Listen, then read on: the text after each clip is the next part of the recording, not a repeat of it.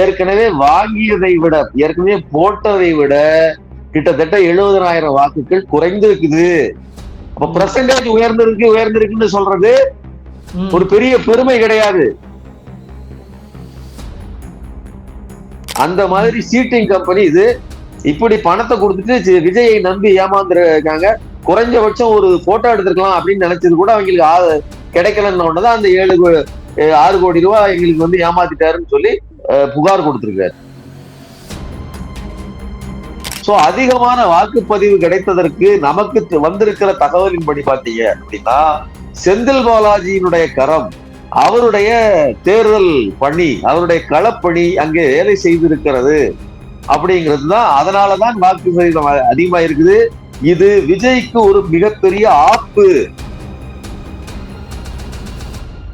இது கிட்டத்தட்ட ஒரு வகையில விஜய்க்கான வாக்கு தாங்கிற ஒரு பிம்பம் கட்டமைக்கப்படுகிறது. இதை எப்படி புரிஞ்சுக்கிறது, எப்படி பாக்குறீங்க? விஜய் எதெல்லாம் எதெல்லாம் தனக்கு சாதகமா இருக்கோ அதெல்லாம் என்னாலதான். மக்கள் இவ்வளவு வெயிலுக்கும் இவ்வளவு நெருக்கடிக்கும் மத்தியில போட்டிருக்காங்கிறது இந்த எஸ்ஐஆர் பணியினால், அதுவும் எஸ்ஐஆரின் நெருக்கடியினால் அப்படின்னு நம்ம வச்சுக்கலாம். அப்படி இருந்தும் கூட 70,000 பேர் வராமல் போனதுக்கு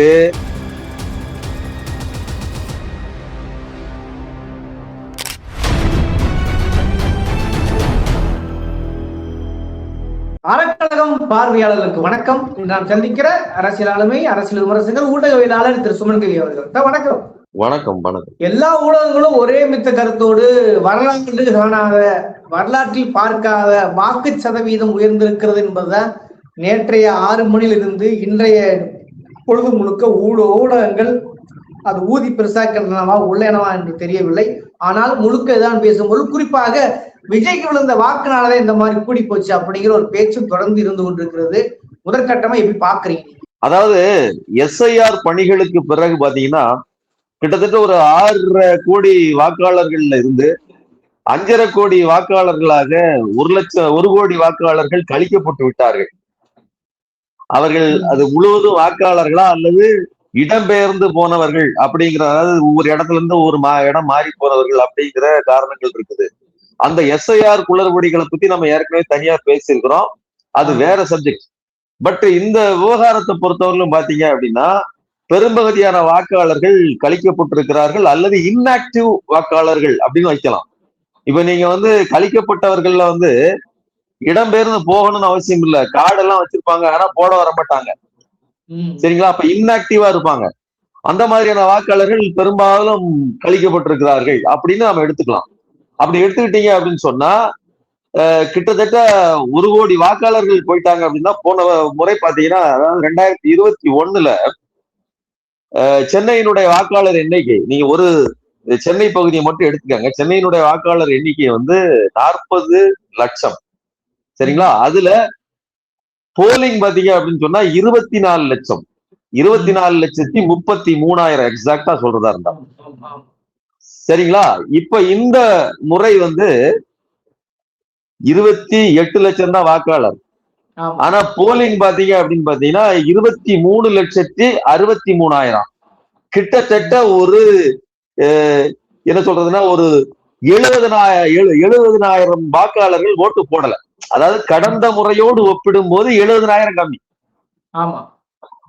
ஆனா கடந்த முறை 40 லட்சம் வாக்காளர்கள் சொன்னதுல வாக்கு போட்டது 24 லட்சம் தான். அப்ப பெர்சன்டேஜ் பாத்தீங்கன்னா 60% தான் வருது. ஆனா இந்த முறை 28 லட்சம் தான் வாக்காளர்கள்னு சொன்னதுல 80% வாக்கு போட்டிருக்காங்க. ஆனா ஒப்பீட்டு அளவுல பாத்தீங்கன்னா மொத்தமா கடந்த முறை 24,33,000 பேர் போட்டிருக்காங்க. இந்த முறை 23,63,000 பேர் போட்டிருக்காங்க. அப்போ ஒரு 70,000 பேர் போடல. சரிங்களா? அப்போ மொத்தமா பாத்தீங்கன்னா வாக்கு எண்ணிக்கை குறைந்திருக்கிறது, வாக்கு சதவீதம் உயர்ந்திருக்குங்கிறது. மொத்தமா இன்ஆக்டிவ் வாக்குகள், செயல்படாத வாக்குகள், இறந்தவர்கள், புலம்பெயர்ந்தவர்கள், வீட்டுல இருந்துகிட்டே வாக்கு போட வராதவர்கள், இந்த மாதிரியான இன்ஆக்டிவ் வாக்குகள் எல்லாத்தையும் தூக்கி பொறுக்கினதுக்கு அப்புறம் குறைந்த வாக்குகள் அப்படின்னு பாத்தீங்கன்னா ஏற்கனவே வாங்கியதை விட, ஏற்கனவே போட்டதை விட கிட்டத்தட்ட 70,000 வாக்குகள் குறைந்திருக்குது அப்ப பெர்சன்டேஜ் உயர்ந்திருக்குன்னு சொல்றது ம், ஒரு பெரிய பெருமை கிடையாது. நாம் ம். உண்மையிலே கேட்க வேண்டியது இந்த 70,000 வாக்குகள் எங்கே போனது? இந்த ஆக்டிவ் வாக்குகள் தானே. ஆமா. அவர்கள் ஏன் வரவில்லை? ஏன் 100% வாக்குப்பதிவு இல்ல அப்படின்னு கேட்கணும் ஒண்ணு.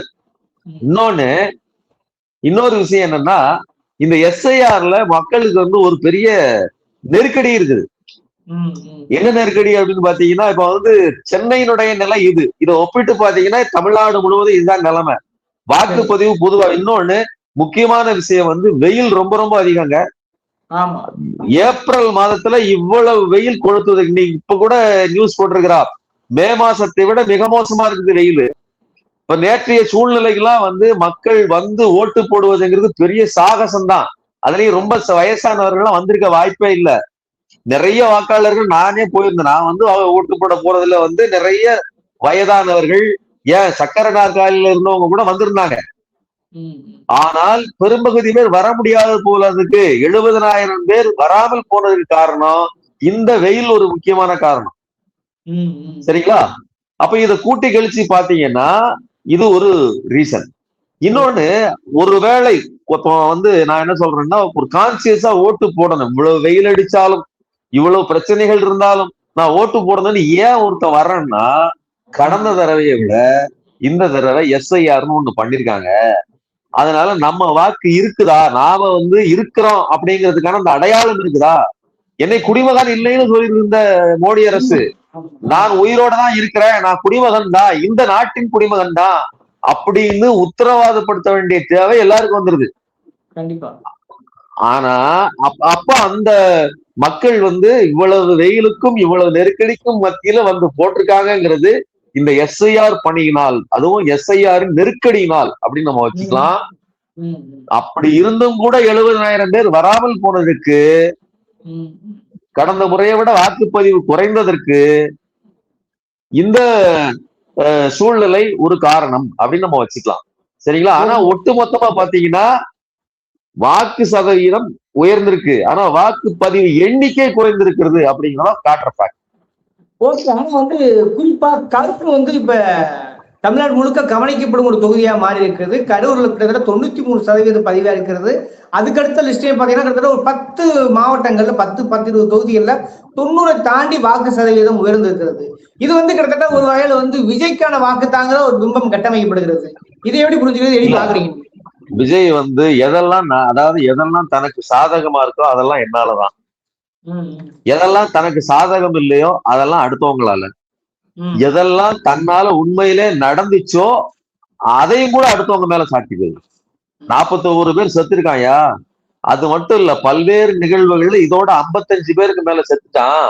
ஒன்னாலதான். விஜய் சந்திரசேகர்னு ஒருத்தர் விஜய்னு ஒரு புள்ளைய பெக்காம இருந்திருந்தா இத்தனை பேர் சாக வேண்டிய தேவை இருந்திருக்காது அப்படின்னு நாம சொன்னோம்னா, இல்ல அதுக்கு எனக்கு சம்பந்தம் இல்லைன்னு துளியும் குற்ற உணர்ச்சியோ வெட்கமோ மானமோ எதுவுமே இல்லாம எவன் செத்தாலும் பரவாயில்ல அப்படின்னு நினைக்கக்கூடிய ஒரு சாடிஸ்டா விஜய் நடந்துக்கிறார். பகிரங்கமா மேடையில வந்து பேசுறாருங்க முதல்வரை பார்த்து.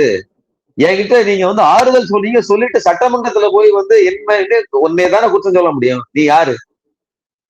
நீ ஒரு அக்யூஸ்ட், நீ ஒரு குற்றவாளி, கூட்டத்தை கூட்டினது யாரா? இவ்வளவு பகிரங்கமா நடந்ததுக்கு அப்புறமா அதை மாத்தி பேசுறதுக்கு ஒருத்தன் இருக்கிறான்னா அது விஜய் தான். அவன் கூட சேர்ந்திருக்கிற கூட்டாளிகள் தான். மனசாட்சியோ ஈவு இறக்கமோ உயிர்கள் மேல உள்ள மதிப்போ எதுவுமே கிடையாது. சரிங்களா? இது ஒண்ணு. பொண்டாட்டி புரிஞ்சு போனா ஒன்னாலதான், அதை நீ ஏத்துக்கிட மாட்ட, அதையும் திமுக சரி. சரிங்களா? நீ எவ்வளையோ கூட்டிட்டு வருவ, அது பிரச்சனையா இருந்துச்சுன்னா அதுவும் ஒன்னால கிடையாது, எது வேணாலும் அது திமுக சரி, இப்படி சொல்லிருக்கியா? இப்போ வாக்கு சதவீதம் உயர்ந்துச்சு பாத்தீங்களா, என்னால உயர்ந்துச்சு. வாக்கு சதவீதம் தான் உயர்ந்திருக்குது, வாக்காளர் எண்ணிக்கை அதுவாதான் இருக்குது. நீங்க நல்லா புரிஞ்சுங்க. நான் சொன்ன 100% வாக்கு விழல. எங்க சென்னையில 80 தான் விழுந்திருக்குது. ஆனா விழுந்தா எண்ணிக்கை எவ்வளவு குறைஞ்சிருக்குது? 70,000 குறைஞ்சிருக்குது. கரூர்ல அப்படியே கணக்கு வச்சுக்கோங்க, போன தடவை போட்டோம் அப்படி போட்டிருக்கான். இப்ப சென்னையில இவ்வளவு வாக்குகள் டிராப் ஆயிருக்குது. சென்னையில இருக்கக்கூடிய சூழ்நிலை இப்படி இருக்குன்னா, இப்ப நம்ம கரூரை எடுத்துக்கிடும். கரூர்ல நான் பொதுவாவே வாக்கு சதவீதங்கள் வந்து சதவீதம் உயர்ந்திருக்குங்கிறதுக்கு நான் ஒரு கணக்கு சொல்லிட்டேன், அதுதான் உண்மை. ஆனா கரூர்ல 91.7% வாக்குகள் பதிவானதுக்கு காரணம் செந்தில் பாலாஜியினுடைய ஆட்டம். நீ என்ன சொன்ன, அவர் கோயம்புத்தூர் போயிட்டாரு, அதனால கரூர்ல அவர் கவனிக்க மாட்டாரு அப்படின்னு சொன்ன. ஆனா அவரு ரிமோட்ல கரூரை இயக்கிட்டு இருக்கு. எங்க இருந்தாலும் அங்க வேலை செய்யக்கூடிய ஆற்றல் படைத்தவராக, ஏங்க இன்னைக்கு உலகமே அவுட் சோர்சிங் கொடுத்து அமெரிக்கால இருந்து வேலை வாங்கிட்டு இருக்கிறான். அதனால செந்தில் பாலாஜி அங்க இருந்தே கரூரை கவனிச்ச முடியும். கரூர் அவருடைய நேட்டிவ். அதனால கரூரை அந்த அடிப்படையில வச்சுக்கிட்டு அவரு கோவையில வேலை செய்யறாரு. சோ அதிகமான வாக்குப்பதிவு கிடைத்ததற்கு நமக்கு வந்திருக்கிற தகவலின்படி பாத்தீங்க அப்படின்னா, செந்தில் பாலாஜியினுடைய கரம், அவருடைய தேர்தல் பணி, அவருடைய களப்பணி அங்கே வேலை செய்திருக்கிறது அப்படிங்கிறது தான். அதனாலதான் வாக்கு சதவீதம் அதிகமா இருக்குது. இது விஜய்க்கு ஒரு மிகப்பெரிய ஆப்பு. நீ நல்லா கவனிக்கணும். விஜய் அங்கே 3வது இடத்துக்கு தள்ளப்படுவது மட்டும் இல்ல, டெபாசிட் வாங்குவதே கடினம் அங்க கட்சி. ஆமா, ஏன்னா நீங்க அதிமுகவோட கேண்டிடேட் உங்களுக்கு தெரியும், சரிங்களா? இங்க இவர்கள் தான், திமுக தான் வெற்றி பெற போகுது. அப்போ டஃப் ஃபைட் இருக்கும்போது உனக்கு நீ யாரா சின்ன பைய அப்படின்னு அடிச்சு விரட்டுகிற வேலை அங்க டெபாசிட் காலியாக போகிறது. அதைத்தான் களம் காமிக்குது. சோ இது ஒரு பக்கம். அது போக பல இடங்களிலும் வாக்கு சதவீதம் கூடியிருக்குங்கிறதுக்கு நான் சொன்ன லாஜிக் தான். மக்கள் போன முறை போட்ட ஓட்டையே போட்டிருந்தால் இந்த முறை வாக்கு சதவீதம் 90 தொட்டிருக்கும். சரிங்களா? அதுல ஒரு 10% குறையறதுக்கு வாய்ப்பு இருக்கு. ஏன்னா அவ்வளவு எஸ்ஐஆர்னால அவ்வளவு இன்ஆக்டிவ் வாக்குகளை காலி பண்ணிருக்காங்க. ஆனால் இவ்வளவு, அதாவது வாக்குப்பதிவு தெளிவாக இருப்பது என்பது ஆட்சியாளர்கள், திமுக தெளிவாக மக்கள் நல திட்டங்களை செய்தது, பெண்களுக்கான உதவித்தொகை கொடுத்தது, இதெல்லாம் சரியாக போய் சேர்ந்திருக்குது. திமுகவினுடைய களப்பணி இதெல்லாம் வேலை செய்து கண்டிப்பாக ஒரு 200ல இருந்து 210 தொகுதிகள் கிடைப்பதற்கு கூட வாய்ப்பு இருக்குது. அதற்கான சமிக்கை தான் இந்த வாக்குப்பதிவினுடைய அதிகரிப்பு நான் சொல்றேன். நேற்று இரவு இன்று காலை வரை ஒரு பேசும் போல இருப்பதுனாக்க, தாவேகா கட்சியினரை சார்ந்த ஒரு மிக முக்கியமான வேட்பாளர் நின்றவரை பாத்தீங்கன்னாக்க கிட்டத்தட்ட 6 கோடி ரூபாய்க்கு மேல மோசடி செய்யப்பட்டிருக்கிறது. குறிப்பாக தேர்தல் வேட்பாளர்களுக்கு பணம் கூட வாங்கியிருக்காங்க. அவங்க நேர்காணலும் செய்யல, சீட்டு கொடுக்கலங்கிற புகார தேர்தல் ஆணையத்தை கொடுத்திருக்காரு இல்லையா? இதை எப்படி புரிஞ்சுக்கிறது, எப்படி பாக்குறீங்க? அதாவது ஒரு மனுவுக்கு 10,000 ரூபாய் வாங்கியிருக்காங்க. கிட்டத்தட்ட 5 இருந்து 6 கோடி ரூபாய் வாங்கியிருக்காங்க அப்படிங்கறத அந்த நிர்வாகியினுடைய குற்றச்சாட்டு. சரிங்களா? ஆனா காசு கொடுத்தவங்களை கூப்பிட்டு நீங்க நேர்காணல் வைக்கணும்ல. நீங்க அறிவாலயத்துக்கு வாங்க, எத்தனை நாள் நேர்காணல் நடந்துச்சு, எவ்வளவு பேர், யாரெல்லாம் கொடுத்தீங்களோ, ஒரே தொகுதிக்கு 100 பேர் கொடுத்தனாலும் 100 பேரையும் கூப்பிட்டு இன்டர்வியூ பண்ணி அவர்கள்ட்ட என்ன ஏதுன்னு கேட்டு அதுல யாருன்னு சொல்லி செலக்ட் பண்ணதுதான் ஒரு ப்ரொசீஜர். ஆனா விஜய்க்கு பொறுத்தவரையிலும் விருப்பம், நீ ஏன் கொடுக்குறோம், எதுக்கு கொடுக்குறோம், நமக்கு கெப்பாசிட்டி இருக்கா, எதுவும் தெரியாது. 10,000 ரூபாய் தானே, போய் தொலையுது. ஃபர்ஸ்ட் டே ஃபர்ஸ்ட் ஷோக்கு 4 டிக்கெட் வாங்க, 2 டிக்கெட் வாங்கினாலே 10,000 ரூபாய். சரிங்களா? 5,000 ரூபாய் ஒரு டிக்கெட்னா 2 பேரு, அண்ணன் தம்பி 2 பேர் டிக்கெட் வாங்கினாலே 10,000 ரூபாய். அப்ப அந்த 10,000 ரூபாய் கட்டிடுவான், அண்ணனுக்கு போய் சேர்ந்தன்னு நினைச்சிட்டு கட்டிட்டு போய் நின்று விஜயை பார்த்துடலான்னு கூட நினைச்சிருப்பாங்க. இவங்க என்ன அறிவு இருக்குன்னு சொல்லுங்க. நேர்காணல்ல அண்ணன் இருப்பாரு, பக்கத்துல போய் உட்காந்து பார்த்து கையை கொடுத்துட்டு வந்துடலாம், போட்டோ எடுத்துக்கலாம்னு நினைச்சிருப்போம். 10,000 ரூபாய் கொடுத்தா என் கட்சிக்காரருக்கு ஏதாவது இந்த களத்துல நாம ஜெயிக்கலாம் நின்னா செலவு பண்ணணும், இவ்வளவு இத்தனை கோடி செலவு பண்ணணும், மேல இருந்து இவ்வளவு வரணும், ஏதாவது தெரியுமா? எதுவும் தெரியாது. அப்போ 10,000 ரூபாய்க்கு எல்லா பேரும் கட்டிருப்பான். 5 கோடிங்கிறது ரொம்ப குறைவு அவன் சொல்றது. ரொம்ப பேர் ஆமா 6 கோடிக்கு மேல அதிகமா கட்டியிருப்பாங்க. அந்த பணத்துக்கெல்லாம் அத்தனை பேரும் நீ இன்ட்ரி பண்ணணும்ல, எத்தனை எப்படி பண்ணுவேன்? மத்த கட்சிக்காரன் விருப்ப மனு கொடுக்குறாங்கன்னா அதுக்கு எலிஜிபிலிட்டி ஏபிலிட்டி இருந்தா மட்டும்தான் கொடுப்பான். சென்னை எக்மோர் தொகுதியில நீங்க கேக்குறீங்கன்னா ஏற்கனவே அங்க எழிலன் இருக்கிறாரு, சரி அங்க வேற ஒரு வேட்பாளர் இருக்கிறாரு அப்படின்னு சொன்னா நீங்க ஏன் கேக்குறீங்க அப்படிங்கறத சொல்லணும்ல. சரிங்களா? அதே மாதிரி ஒவ்வொரு தொகுதிக்கும் நீங்க ஏன் கேக்குறீங்க, அந்த இடத்துல நீங்க என்னவா இருக்கிறீங்க இதெல்லாம் சொல்லணும்ல. அப்ப அவதை இன்டர்வியூ பண்ணணும். அப்படி இன்டர்வியூ பண்ணி எடுக்கிற அளவுக்கு உங்க கட்சியில ஏதாவது இருக்குதா? சரிங்களா? அப்போ இங்க கட்சியே வந்து கம்பெனிங்க சீட் இது தெரியுமா? அதாவது ஒருத்தன் சேர்த்து விட்டா காசும்பாங்கல்ல, அந்த மாதிரி என்ன சொல்றது நெட்வொர்க் மார்க்கெட்டிங்ல காசை வாங்கியிருக்காங்க. ஏமாத்திட்டு போயிருவாங்க பாத்தீங்களா? சோப்பை மட்டும் கொடுத்துட்டு 10,000 வாங்கிட்டு போயிருவான். அந்த மாதிரி சீட்டிங் கம்பெனி இது. இப்படி பணத்தை கொடுத்துட்டு விஜயை நம்பி ஏமாந்துருக்காங்க. குறைஞ்சபட்சம் ஒரு போட்டோ எடுத்துருக்கலாம் அப்படின்னு நினைச்சது கூட அவங்களுக்கு கிடைக்கலன்னு தான் அந்த 6 கோடி ரூபாய் எங்களுக்கு வந்து ஏமாத்திட்டாருன்னு சொல்லி புகார் கொடுத்திருக்காரு. மேற்கு வங்கத்திலுமே கூட பாத்தீங்கன்னா வாக்கு சதவீதம் 92 தாண்டி பதிவாயிருக்கிறது. அப்ப அதை எப்படி சேர்த்து முடிச்சுக்கிறது? இந்த வாக்கு சதவீத உயர்வுங்கிறது கிட்டத்தட்ட டிவிகே விஜய்க்கு ஆதரவுங்கிறது எலெக்ஷன்ல ஒழிக்குமா? அது எப்படியான ஒரு தாக்கத்தை ஏற்பட வாய்ப்பு இருக்கு? எனக்கு என்னுடைய களத்தில் இன்னைக்கு நான் ஓட்டு போட்ட அன்னைக்கு பல பூத்துக்கு போயிட்டு பல இடங்கள்ல மக்கள் இருக்கிற இதெல்லாம் பார்த்துட்டு வந்ததுல இருந்து நான் சொல்றேன். அதுவும் சென்னையில சொல்றேன். சென்னை தான் விஜய்க்கு கோட்டை. விஜய்க்கு வந்து அதாவது மக்களுக்கு நிறைய அவருக்கு எக்ஸ்போஷர் இருக்கிற இடம்னு சொல்றாங்க. ஆனா அந்த இடத்துல கூட சென்னைக்கு விஜய்க்கு ஓப்பனிங் இல்லை. சரிங்களா? விஜய்க்கு அப்படி ஒரு என்ன சொல்றதுன்னா அந்த விஜய்க்கு போடுகிற ஒரு இளவட்ட கூட்டம் இல்ல, ட்விட்டர்ல உட்கார்ந்துட்டு பேசிட்டு இருப்பாங்கல்ல, அந்த கூட்டங்கள் களத்துக்கு வரவே இல்லை. பெண்கள் வந்திருந்தாங்க, பெரியவங்க வந்திருந்தாங்க, சாதாரணப்பட்டவங்க நிறைய பேர் வந்திருந்தாங்க. முஸ்லிம் பாய்ங்க எல்லாம் நிறைய பேர். சரிங்களா? இது யாருமே விஜய்க்கு போடுகிற கூட்டமே கிடையாது. எல்லாம் வந்து திமுக பெனிஃபிஷரிஸ். ஒரு லைன் மட்டும் தனியா இளைஞர்களுக்கு கொடுத்திருந்தாங்க. இளைஞர்கள் ஃபர்ஸ்ட் டைம் ஓட்டர்ஸ் அவங்களும் ரொம்ப குறைவு. அதுவும் விஜய்க்கு போடுகிற மாதிரியான குரூப்பே வரல. சோ எதுக்கு சொல்ல வரேன்னா கழத்துக்கு போய் பார்த்ததில் விஜய்க்கு வாய்ப்பே இல்லை. பேசுவதற்கு வேணா வாய் இருக்கலாம். அந்த அப்படியாக இப்படியாக இவரு மண்ணை கவரம் இல்ல, மிக மோசமாக 5% 5 இல்லைன்னா 6% வாக்கெடுக்கிறது வாய்ப்பு இருக்கு. நான் வந்து ஆமா போலிங்க்கு அப்புறம் சொல்றேன், விஜய்க்கு அப்படிப்பட்ட வாக்கு இதுவே கிடையாது. ஓப்பனிங்ல எனக்கு தெரிந்து கிடையாது. நீங்க வந்து முன்னாடி வந்து கூட்டத்தை காமிச்சு ஆகாங்க, அதுவும் கூட பெய்டு கூட்டம் வந்து பின்னாடி அம்பலமானுச்சு.